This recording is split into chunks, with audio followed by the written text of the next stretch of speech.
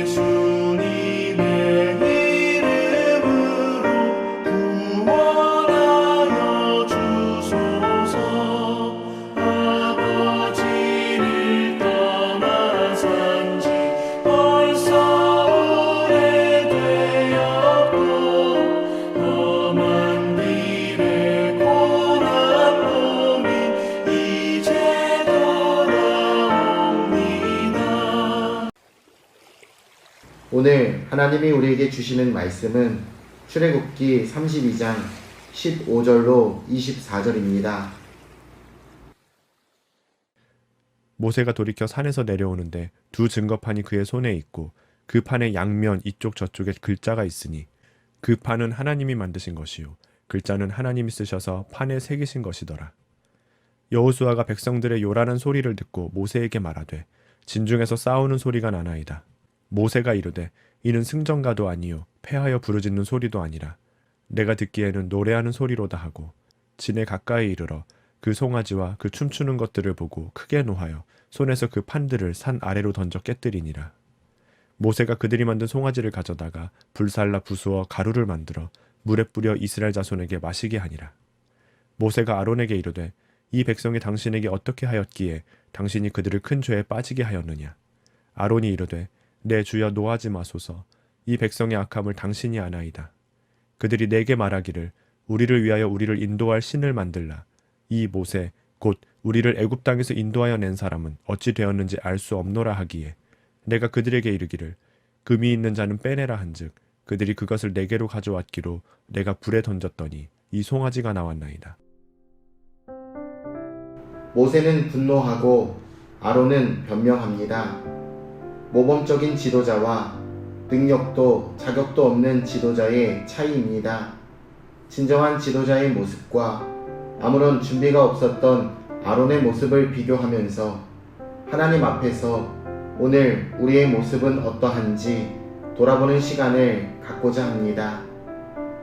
모세가 시내산에서 내려오는 모습은 사뭇 장엄합니다.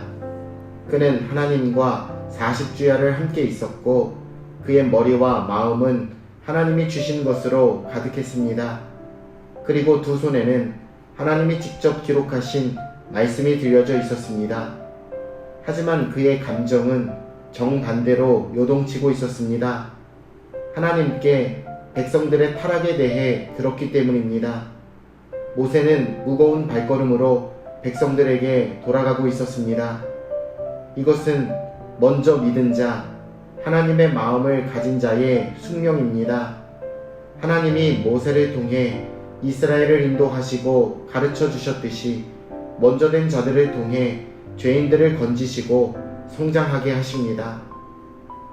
여호수아와 모세는 시끌벅적한 소리를 듣습니다. 그 소리는 흥에 겨운 노랫소리였지만 실제로는 죽음의 장송곡이었습니다. 이스라엘은 흥분해서 노래하고 있었지만 그들의 마음과 입에서 나오는 것들로 결국 그들은 심판을 당하게 될 것입니다. 성경은 눈물로 씨를 뿌리는 자들에게 기쁨으로 열매를 거두고 하나님의 위로가 있을 것이라고 약속하십니다. 반대로 웃고 떠들며 자기 즐거움에 빠져 사는 사람들에게는 정반대의 일이 나타나게 될 것을 경고하고 있습니다. 그 노랫소리는 곧 곡소리로 바뀌게 될 것입니다. 모세는 하나님께 이미 듣고 마음의 준비는 했지만 눈앞에 펼쳐진 이 참담한 장면에 분노를 주체할 수 없었습니다. 그래서 이스라엘에게 가장 중요한 보물이 될 이 하나님이 주신 약속의 말씀에 돌판을 던져서 깨뜨려 버립니다. 이어서 또 다른 것을 부숩니다. 바로 금송아지입니다. 시쳇말로 갈아 마셔버립니다. 모세는 죄에 즉각적으로 반응했는데 그 반응은 폭력적으로 보일 수 있지만 매우 적절했습니다. 그래야 살 수 있었기 때문입니다. 하나님의 백성에게 죄는 결코 선택사항이나 피치 못할 사항이 될 수는 없습니다. 죄는 비슷한 모양만 있더라도 바로 버려야 합니다. 아론은 모세의 질책을 듣습니다. 모세가 부재한 상황에서 아론이 모든 책임을 져야 했습니다. 그러나 그가 아무것도 아니었음이 만천하에 드러났습니다. 모세의 후광이 사라지는 순간 그는 비겁한 우상 숭배자로 전락해버렸습니다. 우리를 둘러싼 껍질을 하나씩 벗겨보시길 바랍니다. 홀로 내가 책임지고 내가 결정을 해야 할 때 우리는 아론과 다르게 모세의 모습을 따라갈 수 있을지 곰곰이 살펴보시길 바랍니다. 모세의 질책에 아론은 변명합니다. 금을 불에 던졌더니 금송아지가 나왔다는 정말 실없는 핑계를 댑니다. 너무나 황당스럽고 두려워서 입에서 나오는 대로 말을 한 것으로 보여집니다. 우리가 아론과 같은 상황이 되었을 때 우리는 과연 어떻게 행동해야 할까요? 성경은 그 답을 정직으로 제시합니다. 하나님은 당신에게 정직하게 나아와 긍휼을 구하는 자들을 기뻐하십니다. 사실 모세도 흥분해서 돌판을 깨뜨려 버렸습니다. 하지만 모세에게는 아무런 질책이 없었습니다. 올바른 분노였기 때문입니다. 하지만 아론은 변명을 더하면서 더 궁색해졌습니다. 이 둘의 차이는 마음 중심에 있었습니다. 우리의 마음이 모세 같기를 원합니다. 하나님과 하나님이 주신 것들이 우리 마음의 중심에서 우리를 주관하게 되길 원합니다. 오늘도 우리는 선택을 합니다.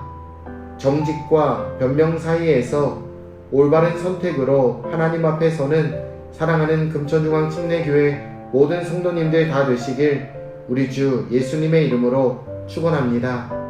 내일 뵙겠습니다.